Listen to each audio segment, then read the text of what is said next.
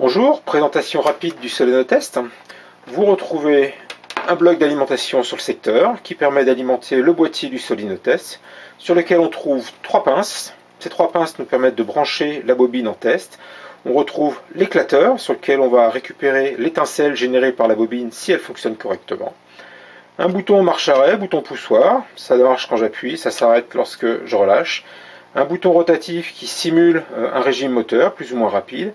Et enfin deux petites LED, une verte pour la mise sous tension et une LED orange qui est le témoin d'allumage. À chaque fois que cette LED s'allume, je dois récupérer une étincelle sur l'éclateur si ma bobine fonctionne correctement. Voilà, c'est tout simple. Maintenant, nous allons nous en servir.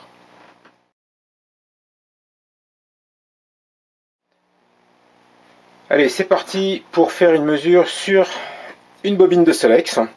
Alors l'ordre des fils est important, comme ça on est sûr de ne pas faire de bêtises, je ne vais pas rentrer dans les détails. Donc je commence par brancher la très haute tension sur la borne de très haute tension. Je branche le fil noir sur la masse de la bobine, qui dans ce cas-là est le fer de la bobine. Et puis l'alimentation du primaire, c'est le fil rouge, que je viens brancher sur la borne, qui normalement va jusqu'au condensateur dans l'allumage. Voilà, j'oublie pas de brancher le secteur, sinon ça marche moins bien.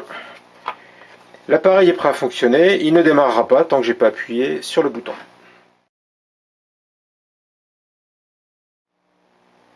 Allez, c'est parti pour cette première mesure. Donc, comment se passe la mesure? C'est tout simple, je vais régler le potentiomètre ici, le bouton rotatif, en face de 4 heures. Imaginez une horloge, là vous mettez en face du chiffre 4.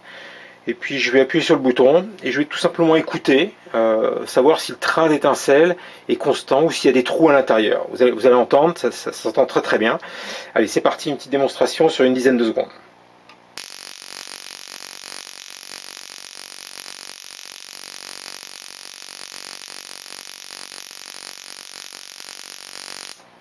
Bon, vous l'avez entendu, le train est constant, j'ai pas l'impression qu'il y ait des ratés, donc ça veut dire que c'est une bobine qui semble fonctionner correctement.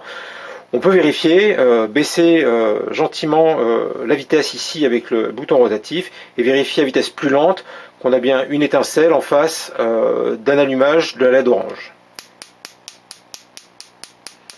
Voilà. Si vous ne voyez pas l'allumage de la LED orange, c'est lié en fait à l'acquisition de la caméra.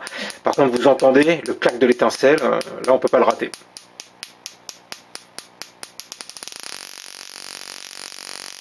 Voilà, cette bobine est fonctionnelle.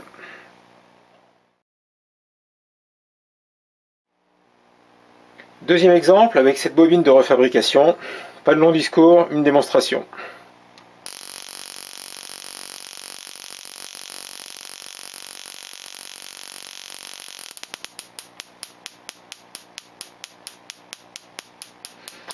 Vous entendez le clac-clac, vous voyez la LED, cette bobine fonctionne parfaitement. Heureusement, c'est une bobine neuve, donc on peut espérer qu'elle fonctionne bien. Allez, deuxième bobine est passée, cette Fagy qui m'a été envoyée, elle donne un Solex qui se traîne à 25 km/h, une étincelle faiblarde du test de la bougie posée sur la culasse. Et bon, on va vérifier tout de suite. Voilà. Alors, vous entendez, le train d'étincelle n'est pas du tout constant.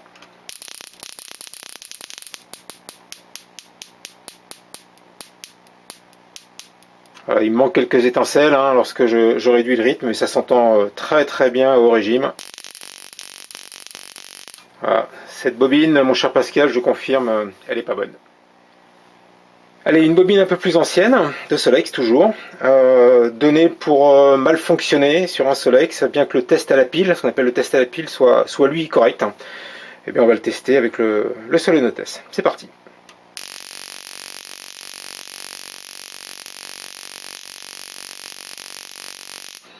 Alors, je ne sais pas si vous entendez, mais le train d'étincelle n'est pas constant. De temps en temps, il y a des interruptions, signe qu'il y a une fatigue dans la bobine et qu'a priori, elle ne serait pas bonne.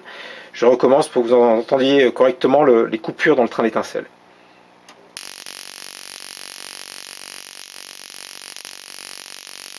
Voilà, c'est pas flagrant, il en manque quelques-unes, donc cette bobine pour moi est suspecte. Allez, un petit bond dans le temps avec cette bobine plus moderne, plastique noir. Et ben on va voir ce qu'elle nous donne. Allez, réglage à 4 heures et c'est parti.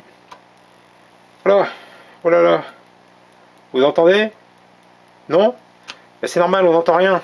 Il n'y a pas du tout d'étincelle. Cette bobine ne donne rien, quel que soit le régime. Là, c'est HS de chez HS. Allez, une petite dernière pour la route. Les bobines vertes de Solex toujours, hein, réputées pour être assez costauds. Et bien on va voir ce que celle-ci nous donne. Voilà, pas la peine d'aller plus loin, vous entendez le massacre, le train d'étincelles est interrompu de partout. On va juste recommencer et baisser la fréquence pour vérifier ce point-là. Vous voyez, vous entendez les séries de claques qui manquent. Donc il manque des étincelles, on entend quand même un petit bruit, c'est absolument pas l'éclateur et l'étincelle, le bruit vient de la bobine, il y a un arc interne qui se produit quelque part et qui claque, c'est ce que l'on entend. Je vous fais réécouter. On vient de terminer là juste sur 3 petits claques, là il n'y a pas d'étincelle et tout se passe dans la bobine, ça c'est HS inutilisable dans un moteur.